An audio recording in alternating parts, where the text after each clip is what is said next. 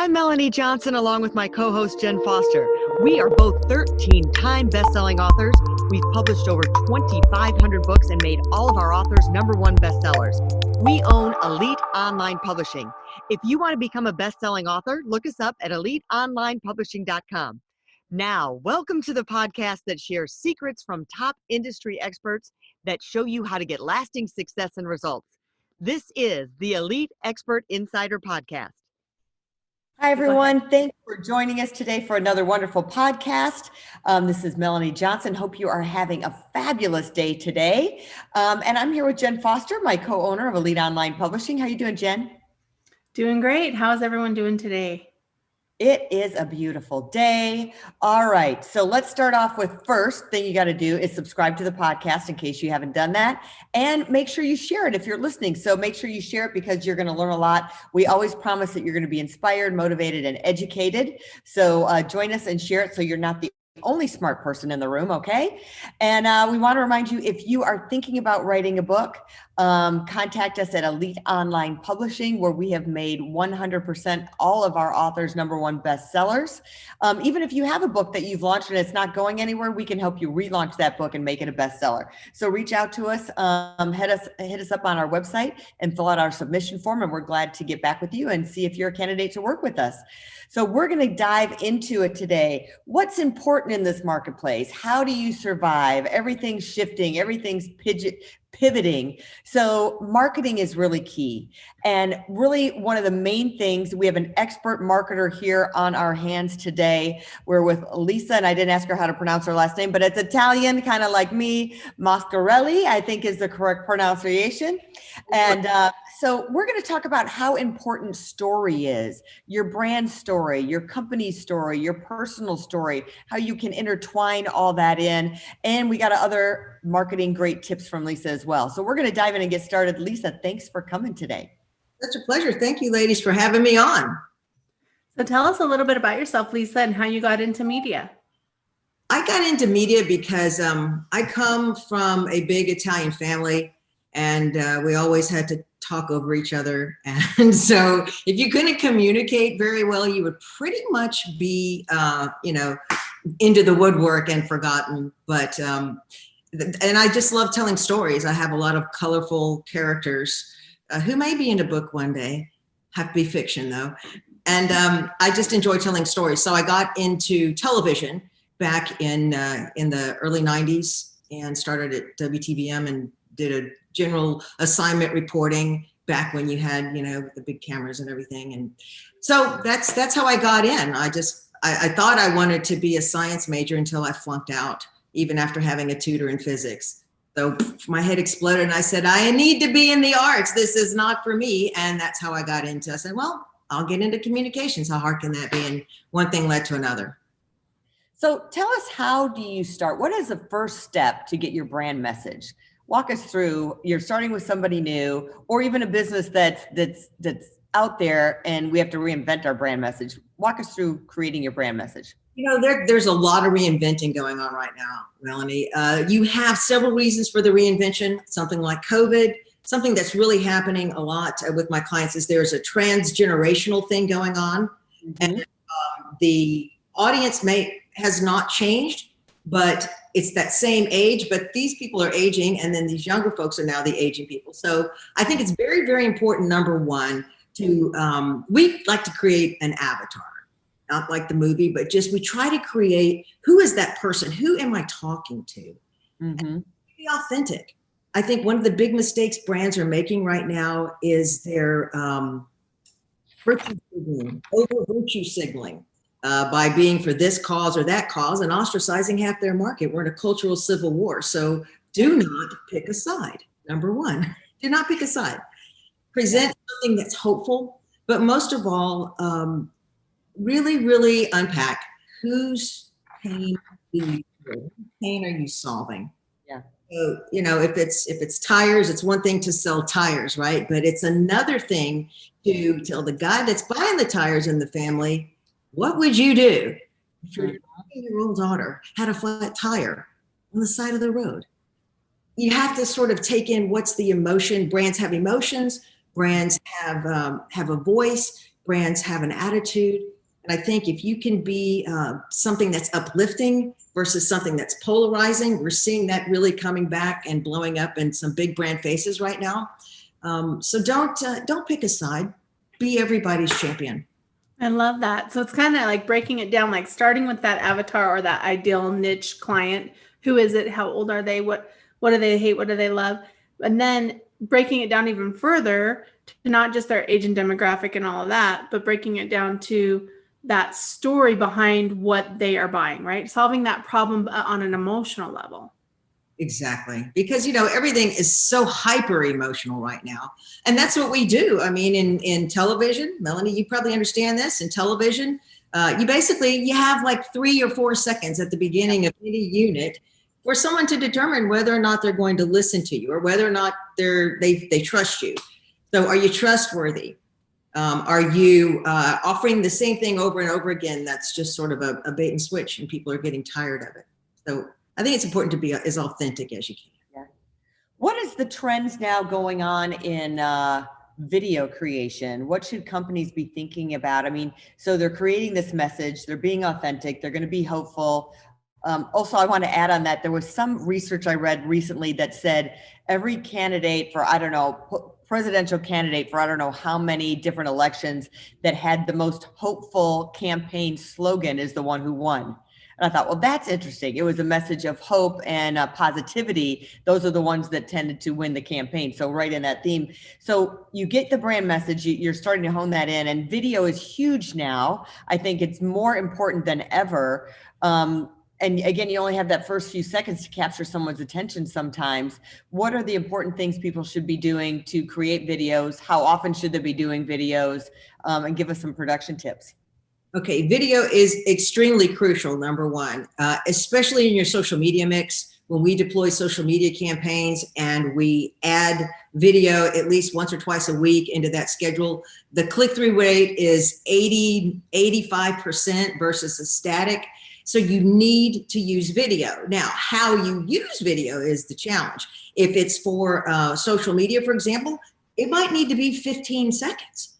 So you've got to, in the first 3, 4, 5 seconds, determine what are the most powerful words that I need to use. What are the most emotional words that I can use? And be word economical. Use as few words as possible. And with video, the good news is you can do that 15-second video because you have images to help you tell the story. So I think that's important. People will forgive homemade looking stuff, but they really don't forgive bad audio.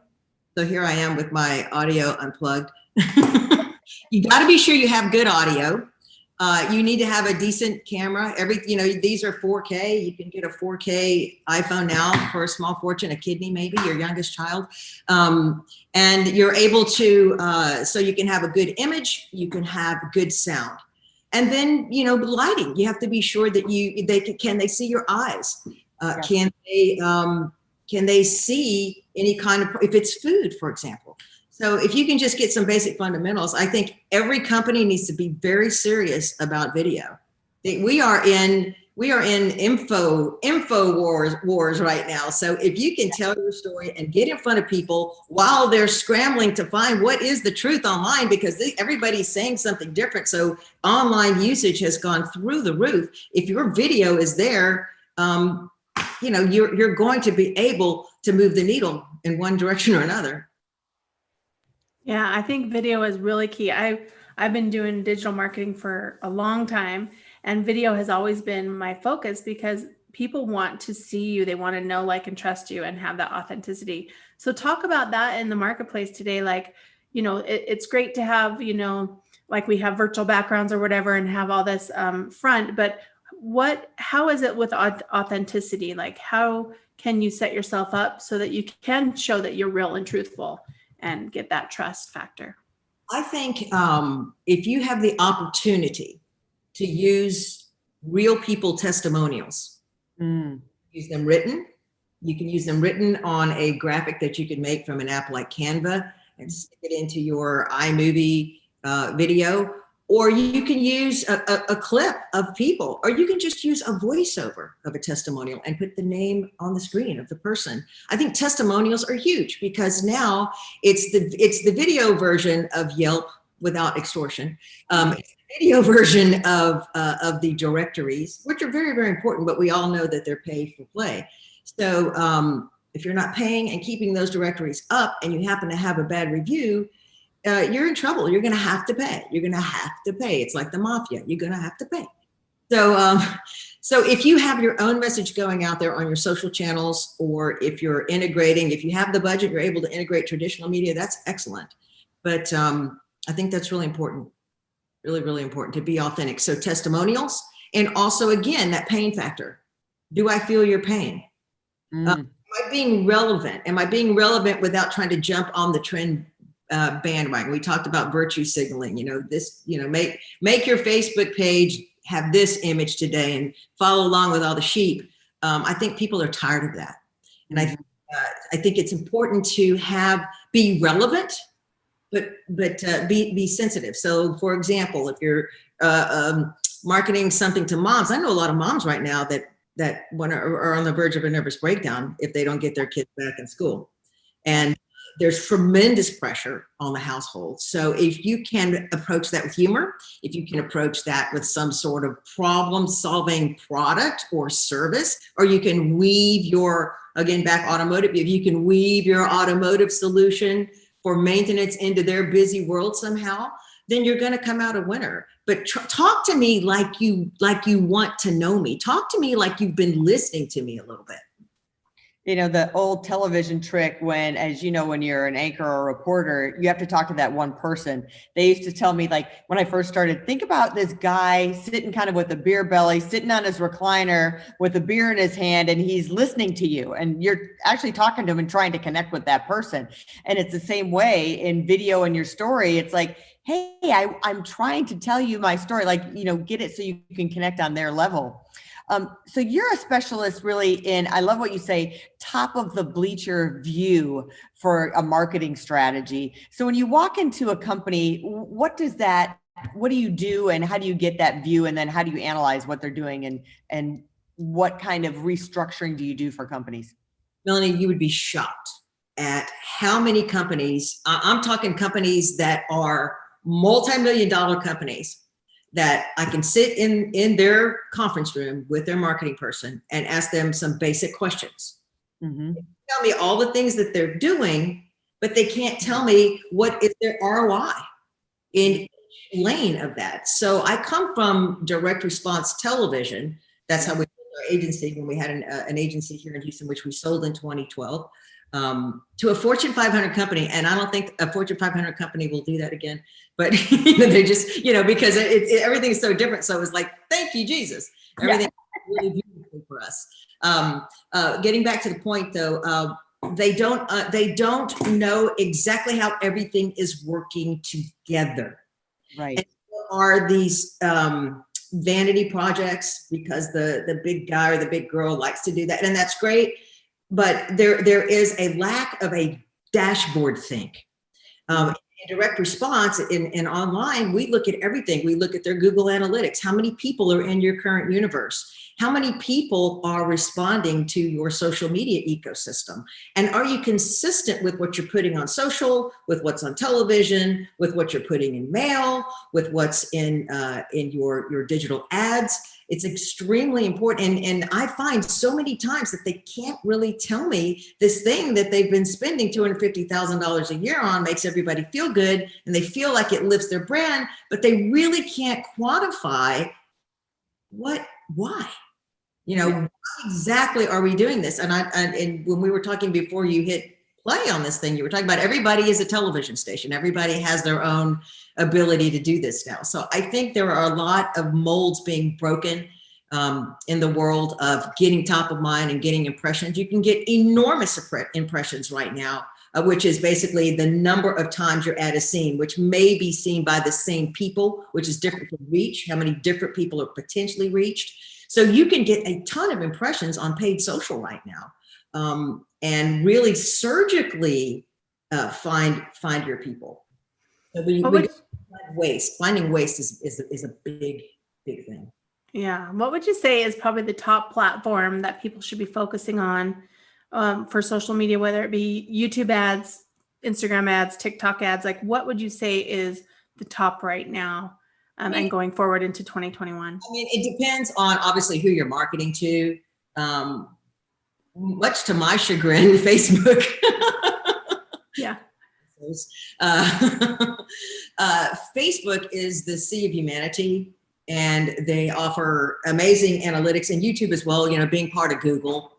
When you can go in and create ads and put them on multiple platforms, Facebook and Instagram, that seamless connection is so, it's so easy and friendly. And you can actually drill down, you know, with Ads Manager, you can drill down and overlay with Google Analytics and really see things that you wouldn't be able to see if you were just going to boost a post. Yeah. So I think it's important to, you have to utilize Facebook. You have to. Mom is there, and you know, the younger people are there, but not as much as they were. But if you're looking for the segment of society that has the money, which is going to be a 45 plus, I think Facebook is great. Pinterest is going to skew a lot more female. Instagram, you're going to have a female skew as well. So if you're trying to reach women, you're going to have a female skew on Instagram, and it's going to be younger. So it just depends on who you're trying to find and what you're trying to do. It's fascinating to see what people are doing with TikTok. Yeah. Yeah. And I'm wondering what your opinion is on influencer advertising within their platform. So you have the Kim Kardashians, who she charges probably upwards of $250,000 to have an ad posted or product placement in her Instagram. I have a son who has 5 million followers on different platforms on Instagram, on several different accounts, and people are paying him to put ads in his feed. So how do you see that as, number one, is it effective? Number two, is that going to be something that's going to become more popular? And then how do you reach out to these people and actually be able to place ads on their Instagram feed?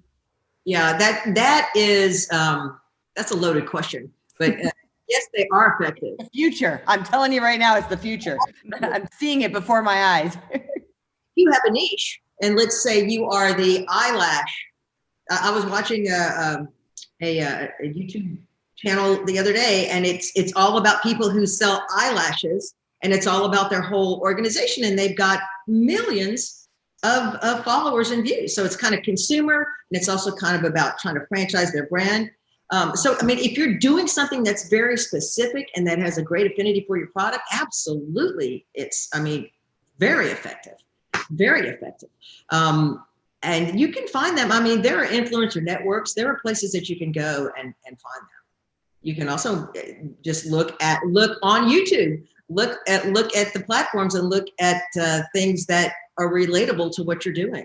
Mm-hmm. But I absolutely see that. And it's also a way to bypass, you know, the commercials that are on YouTube that you don't get paid that much for unless you're Kim Kardashian.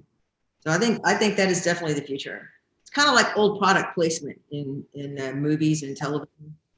Well, and you know what else I'm seeing? This is a kind of a different conversation through my son, who's 20 years old, is these platforms are starting now where like a YouTuber gets paid on their YouTube videos, but now they're starting, instead of an individual membership site, there are these platforms that provide like a behind the scenes membership for their fans, and that they can go in and they do special content just to their monthly subscribers.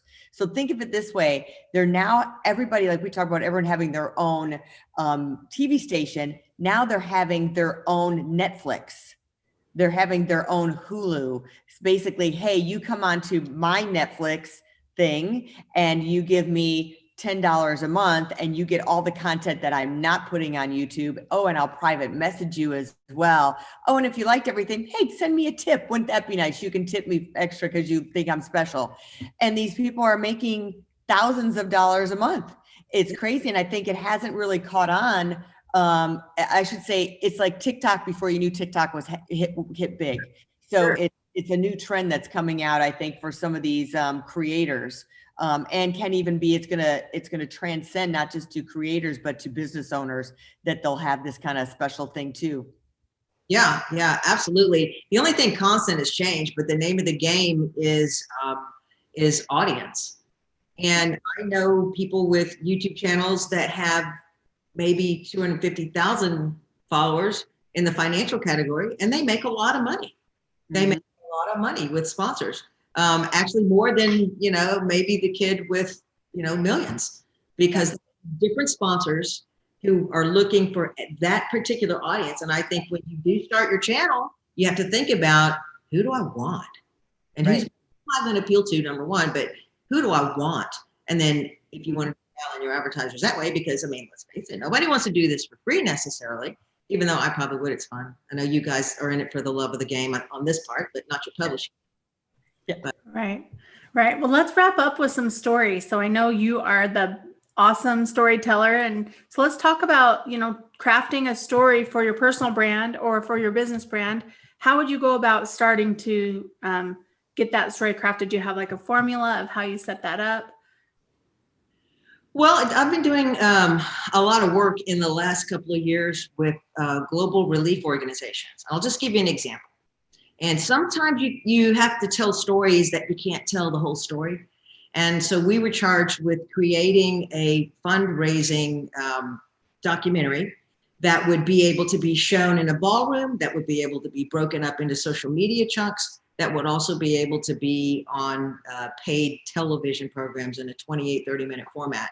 And so we had to go into the largest red light district in India and go undercover and cut holes in bags and dress differently and talk to people who were trying to get out of the brothels. Again, we just had to go in and show them the story. Everybody knows sex trafficking and child trafficking is horrific, but when you see it, that is a different thing.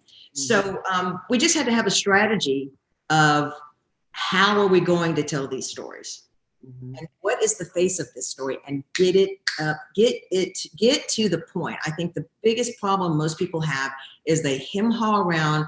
It's 30, 40 seconds into their piece and people they're not engaged. So I think it's really super important in storytelling is number one is what is going to kind of punch them in the gut. And how do I tease that?